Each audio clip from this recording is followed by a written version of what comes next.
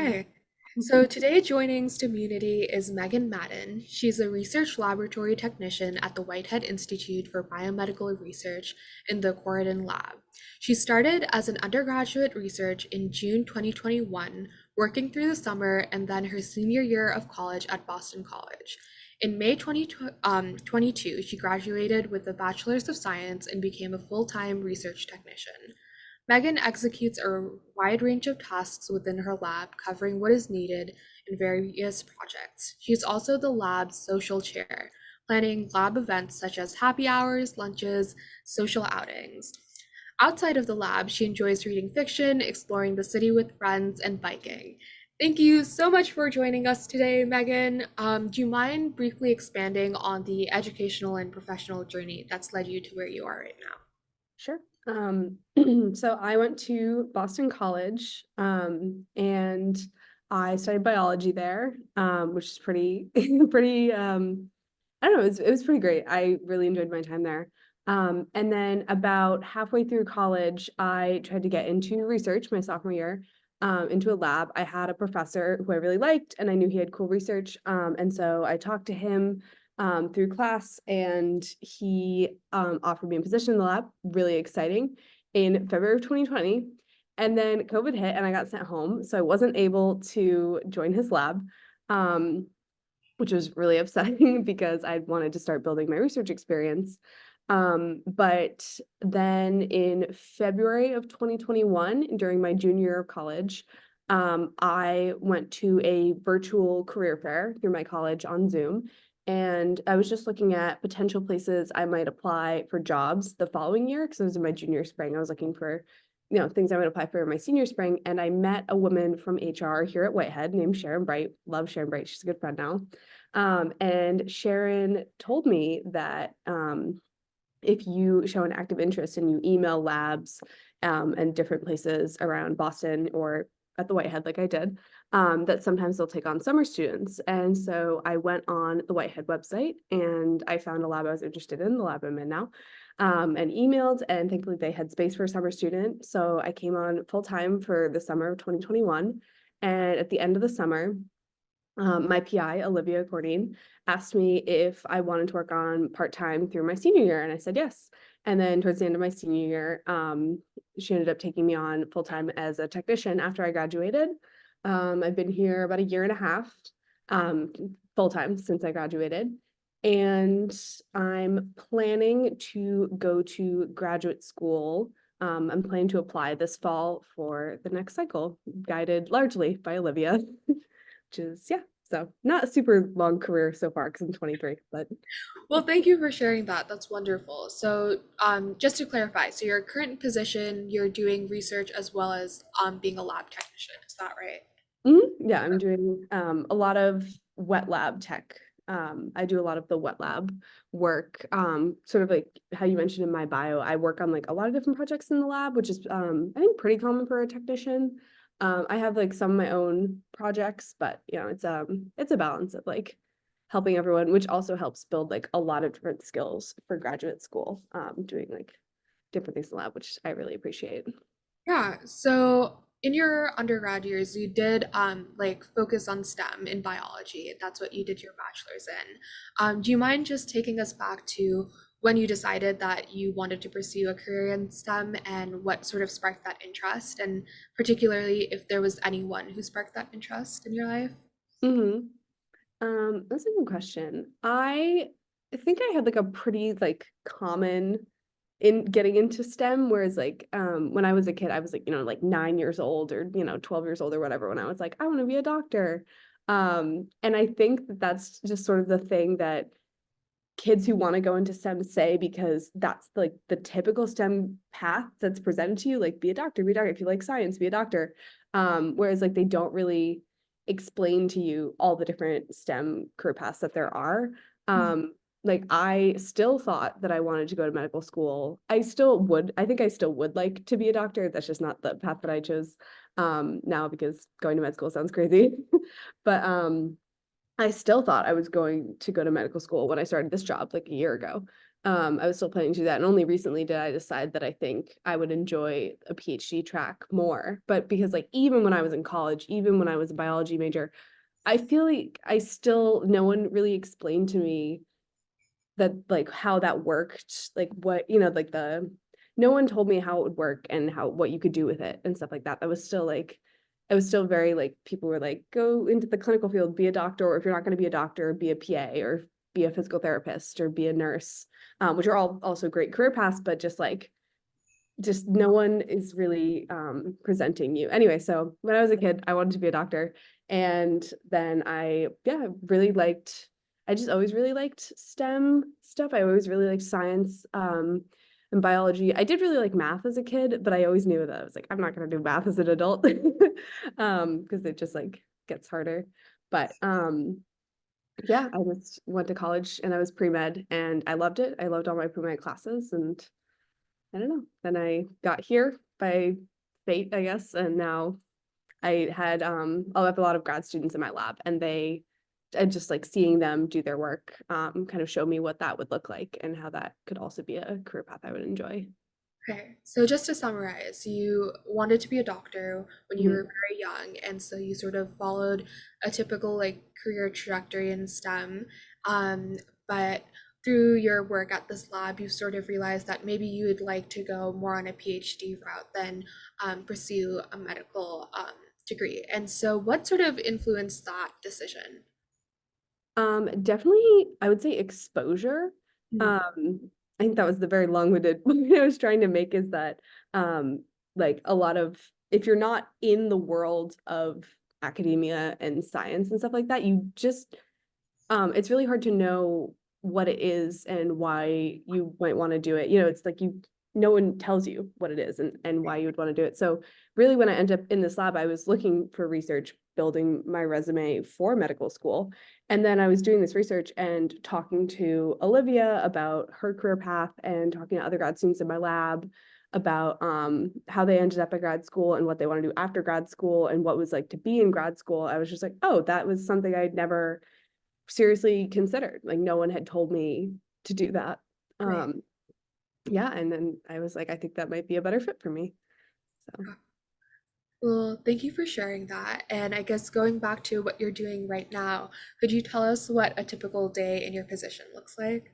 mm, typical day. That's a good question. I'd say my days definitely fluctuate because I have so many like small things I do in my job. Like I was saying, I'll like support a lot of different projects. And I sort of alluded to in my bio that I do some of the like administrative stuff. We don't have like a lab manager officially. And so there's another technician and and we sort of split the administrative duties. So some days I'm working to coordinate like fixing stuff around the lab or getting everything ordered, making sure everyone has what they need. But most of the time, it is more like wet lab work. I would say last year I did a lot of cell culture. I was expanding a lot of cell stocks that we needed for the lab. So I was growing them up into larger volumes. So we had a lot of cells in our freezer. But now that that's done, sometimes I do longer experiments.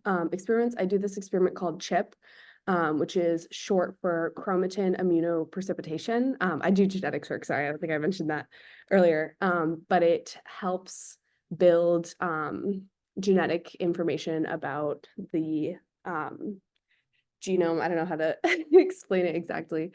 But anyway, that's a really long experiment. It takes like 3 or 4 days. And so I've been doing a lot of those experiments for the past 6 months. So I'll have a week where I'll have that experiment will take up most of my week, or I'll have a week where I won't have that experiment and I'm maybe just like analyzing my data after the fact or like finding, present like analyzing it compared to different chips that I've done before, chips other people have done. Yeah, I don't know. That's I don't really have a typical day. It just kind of like ebbs and flows based on what comes up in the lab that's for me to do. Okay, well, that's interesting. And for our viewers, could you just expand upon the focus and research that goes on in your lab? Sure. So the Corradin lab is a genetics biomedical lab. We do a lot of work looking at diseases of interest. Right now, our main diseases of interest, I would say, are multiple sclerosis and opioid addiction precursors. We look for what are called SNPs, single nucleotide polymorphisms, and they're when a single base in your DNA is replaced. And everyone in the world has all different SNPs all the time in their genome. And they make small changes, like really, really small changes that compound.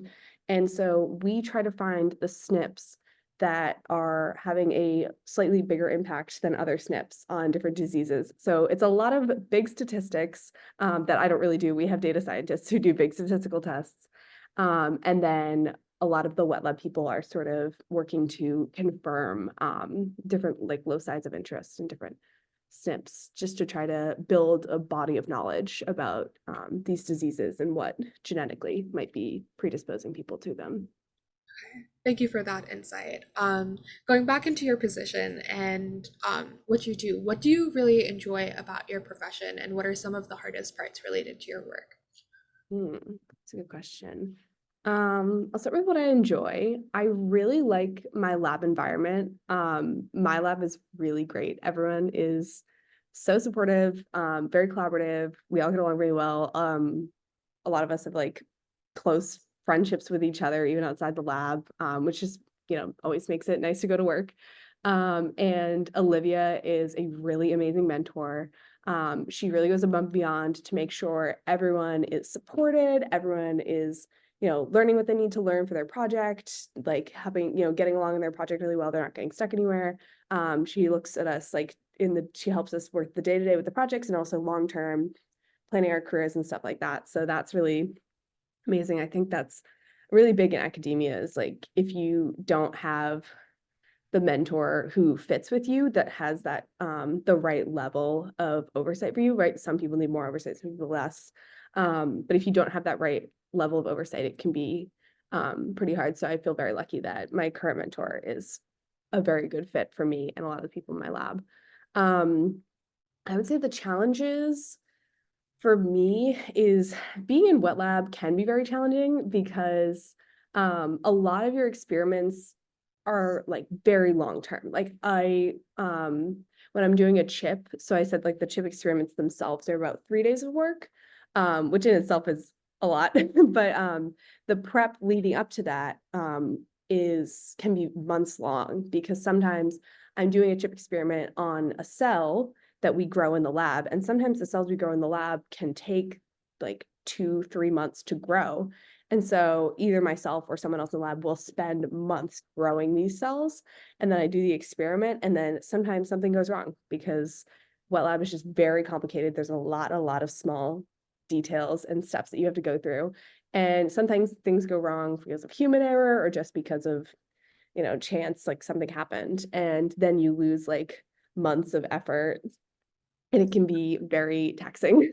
But that's just part of the way wet lab is like you everyone is going to have stuff fail sometimes and eventually at some point you're going to have something really big fail Mhm. and you just have to really dive in and see exactly what went wrong and how you can best prevent it in the future. So yeah. Okay. Thank you for sharing that. Give me a second to fix my camera. For some Yeah. reason, it's like not working. Just there we go. There we Okay. go. Yeah, thank you for sharing that. And so it seems like what you enjoy a lot about where you are right now is the environment and having that mentorship. You mentioned you're also the social chair. Could you expand more upon that work and why you found that important? Oh, sure. I just as a person really like planning stuff. That's like now personal and professional in my life, but I just like I'm always the friend who's like planning the thing, picking the dinner place and making the reservations, stuff like that. So I've always really enjoyed that kind of work. I'm very type A. And so when I joined the lab, we were just like, there's lots of like social plans that we'd like to do. Like we'd like to go and have like a little drinks and apps after work sometimes. Or when we have someone, like right now we have a rotation student. Rotation students are when you're in early in your graduate degree and you're trying to pick a lab. And so you go through different labs and you spend a few weeks in each of them. So that's called a rotation. And when we have a rotation student, we like to do something at the end of their rotation, being like, thanks for being in the lab. This was so fun on your rotation. And then we'll like go out. So we actually have a happy hour on Thursday for the rotation student we have right now. So yeah, I plan just like whenever it comes up, the Christmas party or rotation, or just like we haven't done something in a while, let's go to lunch or something like that, or a holiday. Yeah, stuff like that I like to do. Pretty exciting, and I think it's really important in terms of keeping a collaborative like lab environment. Mhm. You mentioned that Olivia's been a great mentor, and that's your PI. Do you Mhm. mind expanding upon like the mentorship and like support networks that have played a role in your career, or maybe the lack of it, and how that impacted um, sort of the career trajectories that you took? Mhm. I would say Olivia so far in my like career and life has probably been I've definitely been my main mentor. Just like as an undergrad when I was working in her lab, even then, like she would meet with me and go over data with me directly, which is more rare, especially when you're an undergrad. But because I joined the lab right when it was sort of starting. So Olivia was a fellow, which means that she was sort of in like PI boot camp for about 5 years. So she was in this program where she was running a very small lab. And I came onto the lab right after she had made faculty. So this lab was still pretty small and she had a lot of free time, which was really great. And so she was able to put a lot of time into mentoring me. Sorry, when I was when I was still an undergrad. And then now that our lab is a little bit bigger, we have about 11 people now in the lab. And she still makes a lot of effort to meet with us whenever we need her to, or if we don't have a meeting with her, like say I don't have a meeting with her until like next week, but I have a question for her, she's pretty easy to contact. She's like pretty responsive, in being, responding to like whatever we need. If something comes up in the lab, I'm like, oh, my experiment, this went wrong. Like, do you think it was this or this? Just in her much more experienced opinion, which is really great. But yeah, she really puts time into making sure that we feel supportive and we can reach out to her whenever we need. And yeah, it's been really great. Yeah, I guess moving back into more of your profession, is there been a project or like some exciting thing that you've worked on that you like felt was very impactful in your life? Mhm. I would say I am pretty early in research, Yeah. but I would say my probably biggest like win so far was actually very recent. It was like this last week or so. I mentioned that I've been doing chip experiments a lot. I actually started like sort of self-teaching. I didn't have anyone to train me in chip because no one in the lab when I started learning had done it. So I was learning from an old protocol that was someone who had been in the lab before but had left, had done chip on. So I was taking this protocol and sort of self-teaching, which is really hard in wet lab because no matter how detailed you write a protocol, there's just certain things that are hard to express through like writing it down rather than showing someone. So when you don't have someone to show you something, it can be very difficult. Anyway, so I had to learn this protocol through trial and error from a piece of paper. And it's very long, like I said, 3-day protocol, very detailed, lots of different machines and stuff like that. But after about 10 months of doing it by myself repeatedly again and again and again, I finally at the end, you send your samples to sequencing, and then you get the data back, and I have to process it a little bit. I have to do a small amount of coding. I can do about this much coding, just enough to process my chip data. And when I got that data back from my recent set of sequencing samples, I had 6 samples, and 2 of them came back good.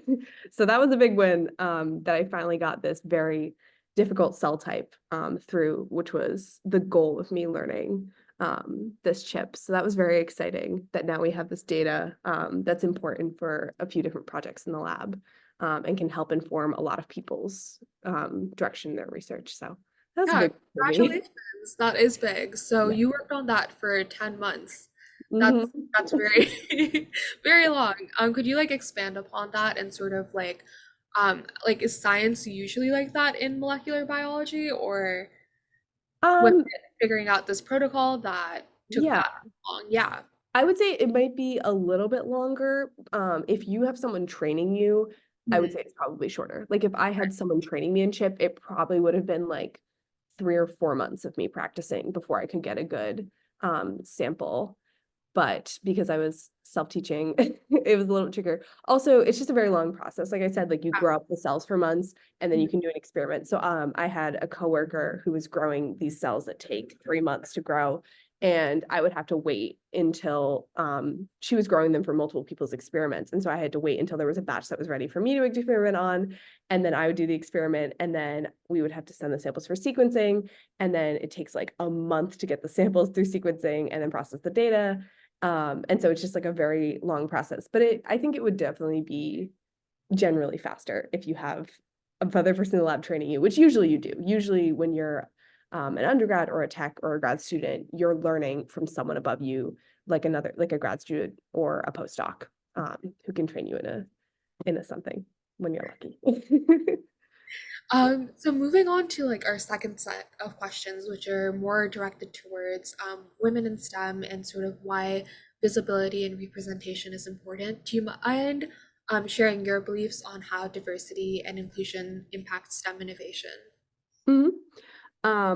I would say it's absolutely essential. I am very much a believer in the importance of diversity for, I mean, the reasons that you hear all the time of like having people with different backgrounds and different ways of thinking and different experiences is obviously going to strengthen any aspect of, science research or whatever field it is. I think that's really important. And is this just about, sorry, I'm trying to remember if it was like representation too? Do you want me to talk about Sure. representation?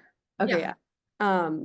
And also the representation is really important because if you don't have people who look like you and who you can connect with, it is going to be that much harder to feel like that is an approachable, like the big nebulous thing of whatever field you want to go into, whatever you want to do, it's gonna feel less approachable. Currently, like, I don't know the exact statistics, but a lot of PIs, at least in like the realm that I run in MIT, there are a lot of PIs who are like men and a lot of PIs who are white. I mean, I am also white, but just in terms of the representation categories. And so it can seem really unapproachable to a lot of people who are not men or who are not white. And it's just like another barrier that ideally we would be able to take down in any field, especially in biology. Yeah. So, I guess moving on to a point that you highlighted, which is sort of like going higher up in power and position, like on a faculty and like PI level. Do you see that there are more or less like women, or like generally like what is the diversity of like the demographics comprising those people? Mhm. I would say it's definitely trending in the right direction. The thing about being a PI is a little bit different from a lot of other fields where when you're a PI, you're generally a PI for life. And so that's a long time. And if you look at the people who are becoming PIs, say 50 or 60 years ago, in other fields, those people might not be in their positions anymore. But PIs who became PIs 50 or 60 years ago might still be PIs. Some of them are still not 60 years ago, but like 40 or 50 years ago. And so I would say the younger generation of PIs coming in, definitely more diverse. That's really where you're going to see a lot of women. Compared to the older generation, but because being a tenured professor means you get to stay as long as you want. And from what I see, the career path of being a PI very much selects for people who are like, my life is science. I want to do science for the rest of my life. It kind of picks the kind of personality of someone who wants to stay in that job forever. So they tend to stay in that for a very long time, longer than other people might stay in their career. And so you sort of end up with this, you just sort of end up with a situation where people who are older in the field are staying a lot longer and they don't have that diversity aspect as much in their generation. But it is trending. The younger PIs that I know, there's women and there's people of color. So it's helping. Yeah. Yeah. Are there like steps that you think institutions and organizations can take to create a more inclusive environment for women in STEM? And then beyond just like inclusivity, I think people mainly focus on diversity, but not sustained, like a sustainable environment to allow people to thrive. So, do you mind just expanding on if there are any steps you think those institutions and organizations can make? And specifically, if you see like the Whitehead doing any of those things? Mhm. There are, I'm sure a lot of, I'm not a professional, but I'm sure there's a lot of different ways. One way that I think things that I've seen at the Whitehead and at MIT more broadly are like a lot of outreach. I know that there's a lot of different committees and groups to do outreach, trying to recruit people from different backgrounds to apply. I assume for the undergrad side, but what I see is the graduate admissions. I know that there's some groups that work on that, whether it be like international students or just minority students within the United States. Um, and once people are in programs, I know at the Whitehead, I know this because I'm a big part of it, there's a large DEI network, or how do I call it? There's a large DEI like division within the building, run by HR, run by Sharon Bright, who I mentioned earlier, who actually recruited me here. Sharon Bright runs our DEI division, and she helps oversee a lot of what are called affinity networks. So groups of people who are from minority backgrounds. And so there's like a women's group, and people of different race and ethnicities have groups. And I'm actually the co-chair of the LGBT network. So I help run some of that, which is a little bit of networking, a little bit of like outreach, a little bit of just internal fun social support stuff. So there's a mix of things that we do, but I think that has been at least a really welcoming signal, even if you're from any kind of minority background, even if you're not involved in the group, I think it at least signals, it has like some sort of signaling of support, just knowing that there is DEI network and support and advocacy, sorry, I'm losing my words, advocacy happening within the environment that you're in. I think those are really great things. No, that's wonderful. So I'm hearing that like Whitehead does a lot in terms of like outreach and recruition. Is that a word? Recruiting people in their undergraduate and graduate programs, as well as having these affinity spaces, which is great. Could you describe any challenges that you faced as a woman in STEM and how you've overcome them, if you have like faced any challenges in particular? Mm-hmm. That's a good question. I will say of women in STEM, I've probably had one of the easiest experiences of any woman. Because of having so much privilege with being white and a lot of other things that I have privilege in besides being a woman. And also because one of the only major career environments I've been in so far is this lab, and my lab is almost entirely women. Particularly my PI, Olivia, being a woman as well. So that is very nice that we never really have to worry about being discriminated as a woman when everyone else is a woman in your lab. I will say I'm sure that there's some kind of like small bias that I had in like whether it was in college from professors or from people like other scientists I've interacted with around my lab who maybe are not like taking me as seriously, but it's harder to parse because I'm also very young. So I would say, yeah, for me personally, I have not, very luckily, experienced very much yet, but I know that a lot of women do. And a lot of women that I talk to, especially outside my lab, have experienced a lot of different stuff. Well, thank you for sharing that. I know you've touched upon this earlier in our interview, but could you like expand on like how you believe like storytelling, and sharing experiences tied in with like visibility of women in STEM can like inspire future generations? And why do you think that is? I think that's so important. That kind of goes back to what I was talking about earlier. Like if you're if I thankfully like through things like this or through just like meeting people like family friends or friends of friends, something that can just tell people like literally what it's like to be a scientist and how you do it and how you go about it and what happens.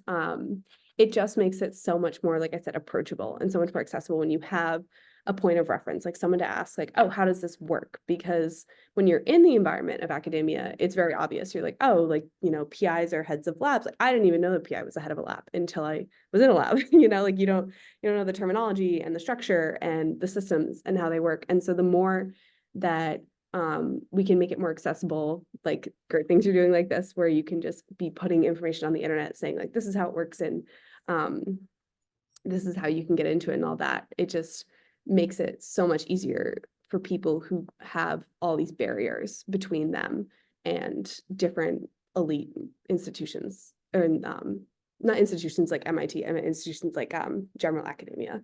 Yeah. Right. Yeah. I guess moving on to a little bit more of a fun question. If you weren't in STEM, or if you weren't in the career trajectory that you are right now, what would you do and why? That's a really good question. Like if I wasn't in science at all, Yeah. oh, I think about this a lot. I think there's a lot of things I would really like to do. Sometimes that I joke that because I'm so type A and I really like administrative work, that like if I was, say, like a woman in the 50s and like the only kind of job that I could get was, say, being like a secretary or doing some kind of administrative work, I think I actually would have like thrived. Those things that are like, oh, like all these men who were really successful in like the 60s and 70s and whatever, like they were all successful because they had like this amazing like secretary assistant behind them. Like I feel like that totally would have been me if I was like I totally would have been like a hidden figure like secretary and like she made everything work and she was the reason he got all this stuff done. I don't know. I feel like I could have really thrived in that. I think like in my career later, I think I want to I like mentioned earlier, I kind of do some of the like the lab manager type roles and it's very random, but I feel like I kind of want to have like a little bit of like administrative role like I do now, like later in my career. Yeah. So And I know you're still very early in your career. Um, I don't know, but like if you could like reflect back into like your early high school years and then like later in your college years, I know that was sort of disrupted with the pandemic. mhm. Um, what is some advice that you would give your younger self and why? Mm, good question. I didn't get to this part in your question, let's I'll be honest. I only read so far, so I was like more ready for the other ones. Advice that I give my younger self. I would say just sort of like a trust your gut kind of thing. Um I always like thought, I wanted to be a doctor and stuff like that, but I always knew it was like, oh, like I'll, if I change my mind, that's okay. And I'm really glad that I always had that perspective. Even now I'm like, oh, if I want to go to this grad school, but then I change my mind and I want to go to this grad school, like that's fine. I've always had that kind of outlook on when I was applying to college and when I was picking my major and when I was thinking about what I want to do after college. I'm really glad that I always had that. I think I'd like to do this, but I'll be flexible about it perspective. I think that's gotten me into a good place in life. I'm really appreciative of that, where I was like, oh, I'd like to do a clinical internship, say, between my junior and senior year, but that didn't work out. And instead, I found this amazing research internship, and I'm going to go with that. And now I'm here. So, yeah, I would say, if you're in high school and college, think about what you want to do. But if you change your mind, be ready because you're not going to do in life exactly what you think you're going to do. And that's good. You're going to learn more things and you're going to keep changing. Yeah. Well, that's all for today. Thank you so much for joining us, Megan. It was an honor talking to you.